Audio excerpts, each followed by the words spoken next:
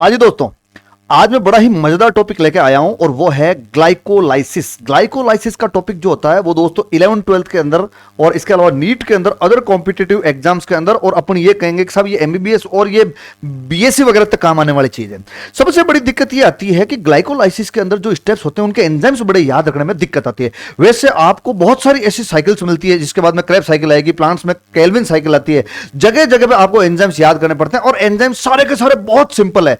इसकी ऐसी ट्रिक बताऊंगा कि तुम्हारे सारे एंजाइम्स क्लियर हो जाएंगे। इस वीडियो को सिर्फ 10 मिनट देखना है और कुछ नहीं करना है, और देख लोगे तो एक बार 10 मिनट तुमने देख लिया तो ये एंजाइम जिंदगी में कभी नहीं भूलोगे। ये बिल्कुल सिंपल और सेलेक्टिव बात है, इसलिए एक एक बात को बड़ी ध्यान से समझना है कि इसके अंदर अपनी ये कहेंगे कि साहब रेस्पिरेशन में दोस्तों 4 स्टेप्स होते हैं। नंबर 1 ग्लाइकोलाइसिस होता है, नंबर 2 लिंक रिएक्शन या एसिटाइल कोएंजाइम ए का फॉर्मेशन होता है, नंबर 3 अपन कहेंगे साहब क्रेब्स साइकिल होती है, और नंबर 4 इलेक्ट्रॉन ट्रांसपोर्ट सिस्टम या इलेक्ट्रॉन ट्रांसपोर्ट चेन होती है। 4 स्टेप्स में हर जगह पे एंजाइम्स यूज होते हैं। मैं आज ग्लाइकोलाइसिस के एंजाइम बता रहा हूं ताकि हर जगह पे अपन में बार बार अपन को एंजाइम्स जो है हर साइकिल में मैं बताता रहूंगा। इसलिए इन एंजाइम्स को दोस्तों ध्यान से समझ लेना, कभी जिंदगी में भूलोगे नहीं। और नीट के अंदर इस पे क्वेश्चन आते हैं, नीट में कभी भी इसको भूलना नहीं है। एक बार बस 10 मिनट तक इस पे फोकस कर लेना है। ओके डियर, तो अब अपन चलते हैं और अपनी इस बात को ध्यान से सुन लेना, मेरी बात को। तो दोस्तों तुम्हारे सामने क्या है कि ये ग्लाइकोलाइसिस का एक फॉर्मेट है।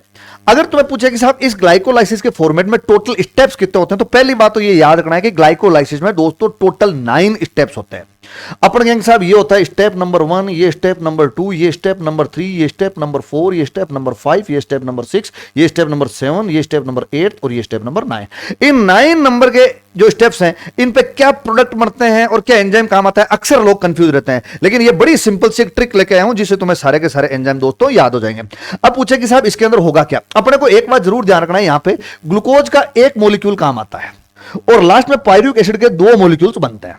इसका मतलब ये हो गया ग्लूकोज के अंदर टोटल 6 कार्बन्स होते हैं। इसका मतलब ये हो गया कि अगर ग्लूकोज में 6 कार्बन है तो पायरुविक एसिड में दोस्तों 3 कार्बन्स मिलेंगे। सीधी सी बात है, एक 6 कार्बन वाले से अगर 2 मॉलिक्यूल बन गए एक मॉलिक्यूल से, इसका मतलब उसमें 3 कार्बन ही होंगे, तो इसमें पायरुविक एसिड में टोटल 3 कार्बन्स होता है।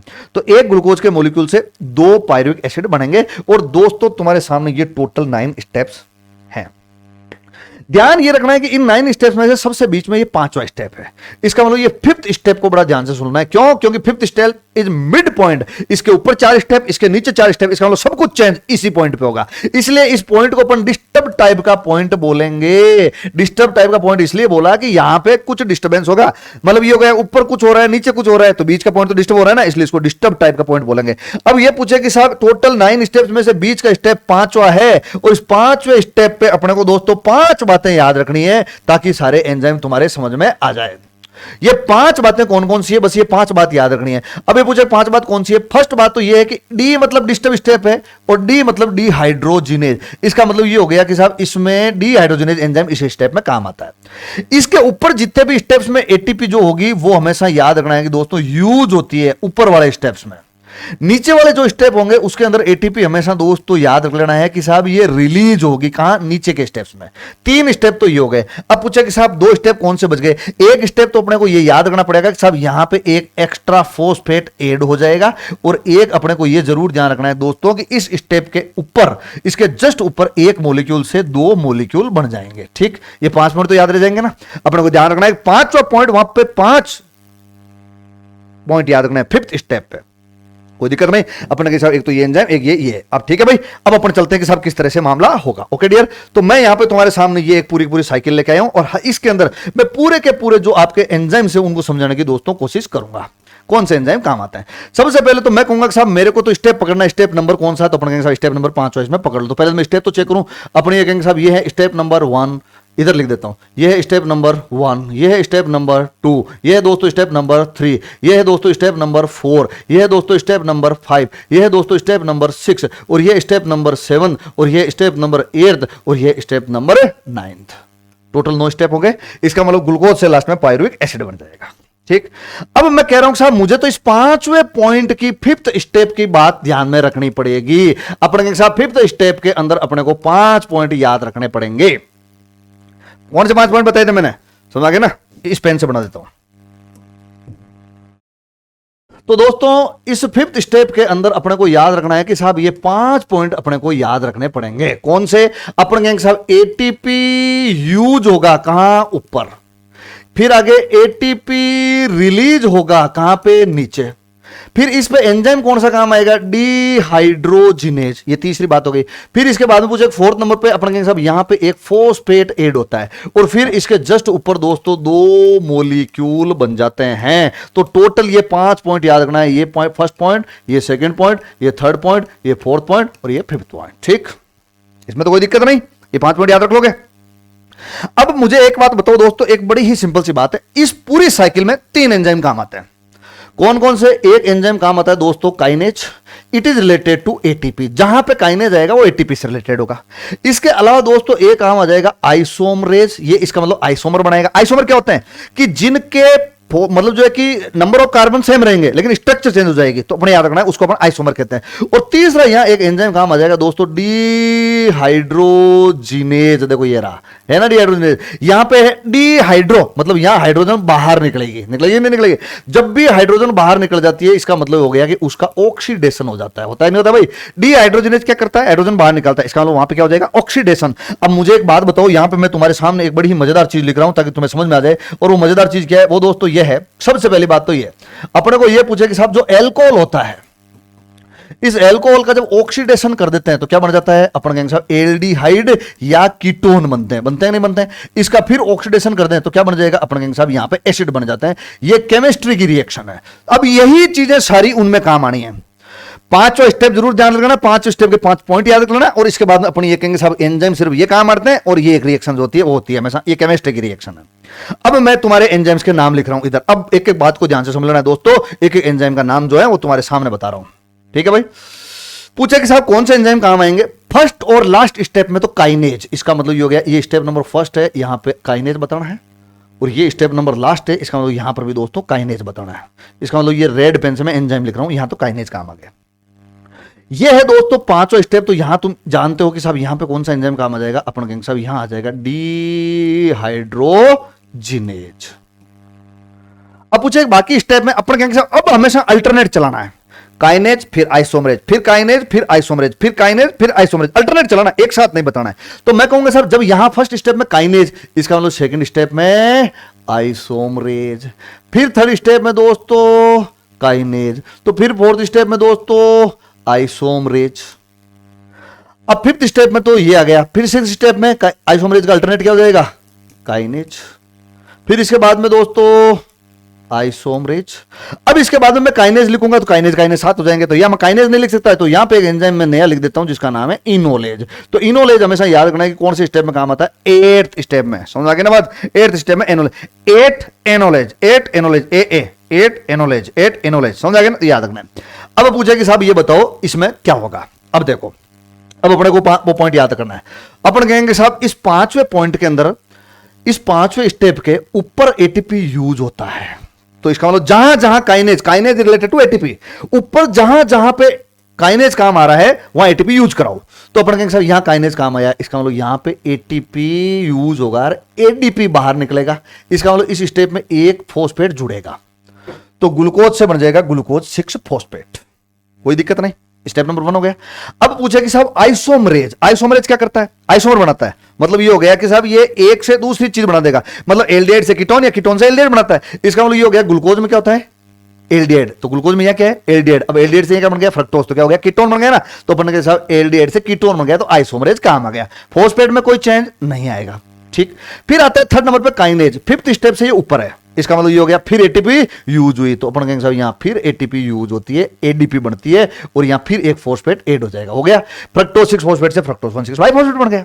बन गया नहीं बन गया? तो अपन ने कह दिया साहब ये काइनेज हो गया। अब क्या होगा? अपन कहेंगे साहब अब इसके बाद में फिर आइसोमरेज काम आया। तो आइसोमरेज क्या करेगा? फिर वही काम, एल्डिहाइड से कीटोन या कीटोन से एल्डिहाइड बनेगा। तो अपन कहेंगे साहब फ्रक्टोज में कीटोन था, इसका मतलब अब एल्डिहाइड बन जाएगा। तो अपन कहेंगे साहब यहां पे कि फ्रक्टोज 1,6 फॉस्फेट से यहां पे फॉस्फोग्लिसरॉल्डिहाइड बन गया। तो आइसोमरेज काम आया कि नहीं आया? आया। तो आप इसको ये भी कह सकते हो एल्डोलेज। क्यों? क्योंकि यहां पे एल्डिहाइड बन रहा है। तो अपन ने साहब एल्डिहाइड काम आएगा। अब मुझे बताओ, तो अपन ने 5वें पॉइंट का एक पॉइंट तो यूज कर लिया। कौन से वाला? अपन ने कह दिया साहब ये 5वें पॉइंट का अपन ने एक पॉइंट तो यूज कर लिया कि साहब यहां पे ऊपर वाला तो ये हो गया। अब पांचवें पॉइंट के एक जस्ट ऊपर क्या हो रहा था, दो मॉलिक्यूल बन रहे थे नहीं बन रहे थे, बिल्कुल बन रहे थे। तो अपन ये कहेंगे कि साहब ये पांचवा स्टेप है, इसके जस्ट ऊपर, मतलब इसके जस्ट ऊपर यहां पे अपन कहेंगे साहब ये दो मॉलिक्यूल बना दो आप। तो इसका मतलब ये हो गया एक मॉलिक्यूल से दो मॉलिक्यूल बन गए, किसके, एल्डिहाइड के। यहां पे क्या था, फ्रक्टोज कीटोन या एल्डिहाइड, तो आइसोमर बन गया, तो एंजाइम का नाम आइसोमरेज या एल्डोनेज।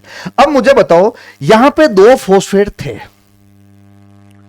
एक मॉलिक्यूल में, अब इस एक मॉलिक्यूल से यहां दो मॉलिक्यूल बन गए, दो मॉलिक्यूल बन गए, तो इसका मतलब क्या हो गया, फॉस्फेट दोनों में अब एक एक ही हुआ, तो इसका मतलब ये हो गया कि यहां पे 3 फॉस्फोग्लिसरैल्डिहाइड बना। कोई दिक्कत नहीं है, दो मॉलिक्यूल बन गए तो एक एक चले गए दोनों फॉस्फेट में। अब आता है स्टेप नंबर 5, पांचवें स्टेप में। अपन कहेंगे साहब पांचवें स्टेप के अंदर अब एंजाइम का नाम हो गया डीहाइड्रोजिनेज। तो पता ही है डीहाइड्रोजिनेज क्या करता है, अपन कहेंगे साहब ये तो हाइड्रोजन को बाहर निकालेगा। तो डीहाइड्रोजिनेज दोस्तों क्या करता है, यहां से NAD आता है और ये NAD से बाहर NADH2 निकल जाता है, इसका हाइड्रोजन बाहर निकल गया, बिल्कुल। तो जो ये हाइड्रोजन बाहर निकल गया तो इसका क्या हो गया, ऑक्सीडेशन। और तुम जानते हो दोस्तों कि जब भी एल्डिहाइड का ऑक्सीडेशन होता है तो एसिड बनता है नहीं बनता है, बिल्कुल बनता है। तो ये बताओ मेरे को फॉस्फोग्लिसरैल्डिहाइड है तो क्या बन जाएगा, फॉस्फोग्लिसरिक एसिड बनेगा नहीं बनेगा। तो अपन स्टेप नंबर 5 के अंदर फॉस्फोग्लिसरैल्डिहाइड से फॉस्फोग्लिसरिक एसिड बन गया। इसके भी दो मॉलिक्यूल, इसके भी दो मॉलिक्यूल। अब क्वेश्चन ये पूछे कि यहां पे एक फॉस्फेट था और यहां पे 1 3 दो फॉस्फेट कैसे आ गए। तो देखो मैंने यहां एक बताया था तुम्हें कि यहां एक फॉस्फेट ऐड होता है पांचवें ग्रुप में, होगा कि नहीं होगा, बिल्कुल होगा। तो फॉस्फेट ऐड होते ही 1,3 बाई फॉस्फोग्लिसरिक एसिड बन गया, कोई दिक्कत नहीं। अब बात चलती है स्टेप नंबर 6 में, मैंने कहा दिया फिर काइनेज काम आएगा। तो जब स्टेप नंबर 6 के अंदर काइनेज एंजाइम काम आए तो क्या होगा, अब अपन के काइनेज रिलेटेड टू एटीपी। तो ऊपर एटीपी क्या हो रही थी, यूज, अब यहां एटीपी हटेगी दोस्तों। इसका मतलब ये हो गया कि स्टेप नंबर 6 के अंदर एडीपी पे एक फॉस्फेट जुड़ जाता है, एटीपी बन जाता है, इसका मतलब एक फॉस्फेट बाहर चला गया। तो 1,6 बाई फॉस्फोग्लिसरिक एसिड से एक फॉस्फेट बाहर चला गया तो 3 फॉस्फोग्लिसरिक एसिड बच गया। अब पूछे सर 3 फॉस्फोग्लिसरिक एसिड के बाद में फिर आइसोमरेज काम आया, आइसोमरेज काम आ गया, इसका मतलब नंबर ऑफ कार्बन तो उतने ही रहना है, तो पोजीशन चेंज कर दो सिर्फ फॉस्फेट की। तो अपने के पहले 3 पे था अब 2 पे गया तो 2 फॉस्फोग्लिसरिक एसिड बन गया। अब पूछे सर 2 फॉस्फोग्लिसरिक एसिड के बाद में क्या आया, इनोलेज काम है, तो एंजाइम क्या प्रोडक्ट क्या बनेगा, फोस्फोइनोल पाइरुविक एसिड। अब फोस्फोइनोल पाइरुविक एसिड के बाद में अपने को पूछे कि साहब फिर काइनेज काम आया, इसका मतलब फिर एटीपी बाहर जाएगी, क्यों नीचे हमेशा एटीपी बाहर जाती है। तो अपन कहेंगे साहब यहां से फिर एक एडीपी काम में आया और एटीपी बन गया, फॉस्फेट बाहर चला गया। तो फॉस्फेट बाहर जाते ही ये 2 नंबर वाला मामला हट जाएगा, बन जाएगा पाइरुविक एसिड। क्लियर। अब पूछे कि इन एंजाइम के नाम तो ठीक है, काइनेज आइसोमरेज काइनेज, अब तो याद रह जाएगा ना। स्टेप नंबर 1 में काइनेज, फिर नंबर 2 में आइसोमरेज, फिर नंबर 3 में काइनेज, फिर नंबर 4 में आइसोमरेज, फिर नंबर 5 में फिर डीहाइड्रोजिनेज, फिर 6 में काइनेज, फिर 7th में अपन कहेंगे अब 7th के अंदर आइसोमरेज, फिर 8th में वापस काइनेज कर नहीं सकते, क्यों, फर्स्ट और लास्ट में काइनेज काम आया, तो 8th में इनोलेज। तो अब तुम्हें यह पूछ ले कि साहब इन एंजाइम के पहले अपन एंजाइम लगाएंगे क्या, बड़ी सिंपल सी बात, 5वें स्टेप से पहले तो ऊपर वाला नाम लगाना है और 5वें स्टेप के बाद नीचे वाला नाम लगाना है। अब पूछे कि साहब देखो यहां काइनेज तो ऊपर क्या है, ग्लूकोज, तो आ जाएगा ग्लूकोकाइनेज, या इसको हेक्सोकाइनेज भी कह सकते हो क्योंकि ये हेक्सोज शुगर है। अब पूछे कि साहब इसके ऊपर क्या आ रहा है, आइसोमरेज के ऊपर, 5वें स्टेप के ऊपर तो ऊपर वाला नाम लगाना है और 5वें स्टेप के नीचे नीचे वाला नाम लगाना है। अब पूछे कि साहब इसके ऊपर क्या है, ग्लूकोज 6 फॉस्फेट, तो इसको लिख दो फॉस्फो ग्लूको आइसोमरेज, ऊपर वाला आ गया। अब नीचे काइनेज आया, ऊपर वाला नाम फोस्फो फ्रक्टो काइनेज आ गया। अब आ जाओ यहां पे, अब यहां पूछे कि साहब ये काइनेज के बाद में क्या गया, आइसोमरेज। अब पूछे कि साहब यहां पे कौन सा आइसोमरेज काम आ जाएगा, तो अपन ये कहेंगे देखो बाई फोस्फो फ्रक्टो आइसोमरेज या एल्डोलेज काम आ गया। अब अपन कहेंगे साहब ये आ गया, इसके बाद में डीहाइड्रोजिनेज, तो कौन सा डीहाइड्रोजिनेज, अपन कहेंगे साहब यहां पे फॉस्फोग्लिसरैल्डिहाइड डीहाइड्रोजिनेज आएगा, फॉस्फोग्लिसरैल्डिहाइड डीहाइड्रोजिनेज। अब चलो नीचे, तो नीचे के अंदर नीचे वालों का नाम लेना है। अब नीचे वाला नाम या काइनेज में कौन सा, अब इसके काइनेज यहां काम आ रहा है, तो ऊपर तो फॉस्फोग्लिसरिक एसिड, नीचे फॉस्फोग्लिसरिक एसिड, तो अपन कह देंगे साहब यहां तो फॉस्फोग्लिसरिक एसिड काइनेज हो गया।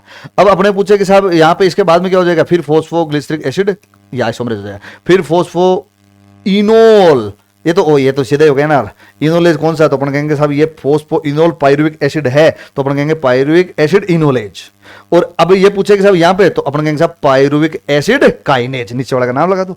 अब तुम्हारे सामने देखो ये सारे एंजाइम्स पड़े हैं, अब मैं एक एक एंजाइम का नाम, फर्स्ट में काम आया ग्लूकोकाइनेज या हेक्सोकाइनेज, स्टेप नंबर 1 में हेक्सोकाइनेज या ग्लूकोकाइनेज। स्टेप नंबर 2 में फॉस्फोग्लूको आइसोमरेज, तो स्टेप नंबर 2 में फॉस्फोग्लूको आइसोमरेज। स्टेप नंबर 3 में फॉस्फोफ्रक्टोकाइनेज, स्टेप नंबर 3 में फॉस्फोफ्रक्टोकाइनेज। स्टेप नंबर 4 में एल्डोलेज या आइसोमरेज, स्टेप नंबर 4 में एल्डोलेज। स्टेप नंबर 5 में क्या बताया मैंने, फॉस्फोग्लिसरैल्डिहाइड डिहाइड्रोजिनेज। स्टेप नंबर 5 में फॉस्फोग्लिसरैल्डिहाइड या ग्लिसरैल्डिहाइड 3 फॉस्फेट एक ही बात है, डिहाइड्रोजिनेज। स्टेप नंबर 6 में फॉस्फोग्लिसरिक एसिड काइनेज, तो ये step number 6 phosphoglyceric acid kinase है ना, फॉस्फोग्लिसरेट को फॉस्फोग्लिसरिक एसिड बोलते हैं, काइनेज। फिर स्टेप नंबर 7 में फॉस्फोग्लिसरिक एसिड आइसोमरेज, तो अपन ये कहेंगे कि साहब यहां पर देखो एक जरूर ध्यान रखना है, ये फॉस्फोग्लिसरिक एसिड आइसोमरेज है, इसको आप म्यूटेज भी बोल सकते हो, क्योंकि म्यूटेज एक तरह का आइसोमरेज ही होता है, ध्यान रखना इस बात को। तो अपन कहेंगे साहब बिल्कुल सही बात है, यहां पे फॉस्फोग्लिसरिक एसिड म्यूटेज या फॉस्फोग्लिसरिक एसिड आइसोमरेज एक ही बात है। किसमें, स्टेप नंबर 7 में। स्टेप नंबर 8 में पायरू इनोलेज, तो अपन ने कह दिया इसमें इनोलेज, और इसके लास्ट के अंदर पायरुविक एसिड काइनेज, तो ये पायरुविक एसिड काइनेज। अब एंजाइम भूलना मत, सिर्फ 5वां पॉइंट याद रखना है। 5वां पॉइंट अगर याद रह गया तो सारे प्रोडक्ट अपने को याद हो जाएंगे with enzyme. Okay dear, thank you.